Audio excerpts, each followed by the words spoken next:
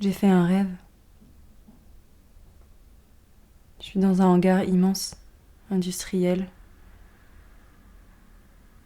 Le toit en tôle au-dessus de ma tête ne laisse passer aucun rayon de lumière. Je ne sais pas s'il fait jour ou s'il fait nuit dehors. Autour de moi, les stalles sont vides, mais je sens quand même l'odeur des bêtes et du purin.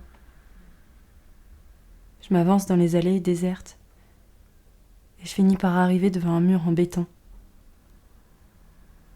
Il y a une double porte battante avec des hublots. De l'autre côté, je reconnais un laboratoire avec des paillasses en carrelage blanc et la lumière verdâtre des néons. Je vois alors passer un homme en blouse blanche. Il me fait signe d'approcher. Ça sent l'acétone et les médicaments à l'intérieur. Il pose sa main dans mon dos pendant qu'il me fait faire le tour de la pièce. Il m'explique qu'il m'attendait, qu'on va être bien tous les deux ici et qu'il y a déjà tout ce qu'il faut. Je ne veux pas rester. Au lieu de l'angoisse qui devrait me saisir, je sens pourtant monter de la pitié et de la tendresse pour cet homme. Plusieurs jours passent avec cet inconnu trop proche de moi qui ne veut pas me laisser partir et mon malaise qui grandit. Je décide de partir. J'attends un moment d'inattention pour repasser les doubles portes. Je me mets à courir. Mon cœur bat à 1000 à l'heure. Je sors du bâtiment et je rentre dans le premier bâtiment que je vois. C'est un gymnase.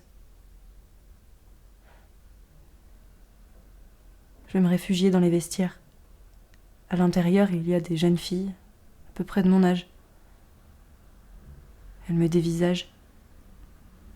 Je suis en sueur haletante. Je les supplie de m'aider à me cacher. Et elles continuent de me regarder en silence. Je sais que l'homme s'est lancé à ma poursuite et qu'il va me retrouver. Je continue de m'enfoncer dans les vestiaires. C'est un véritable labyrinthe. Il y a des portes de tous les côtés. J'entends alors dans mon dos la porte qui s'ouvre avec fracas et l'homme qui se met à hurler. Il va me retrouver et il ne me laissera plus jamais partir. Je l'ai trahi et ça l'a mis très en colère. Mais si je reviens, il se calmera. Il a juste besoin de moi. Pendant ce temps, les filles se sont mises à pousser des hurlements. Elles courent dans tous les sens. Je profite de la diversion pour chercher une issue. Je me remets à courir. Et dans mon dos, l'homme continue de crier.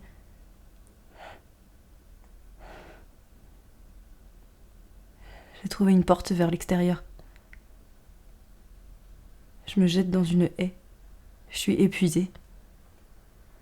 Mes muscles commencent à trembler. Et l'homme arrive à son tour. Je vois ses chaussures marcher le long de la haie. Elle s'arrête à ma hauteur. Je lève les yeux. Et je reconnais mon père. Et je me réveille.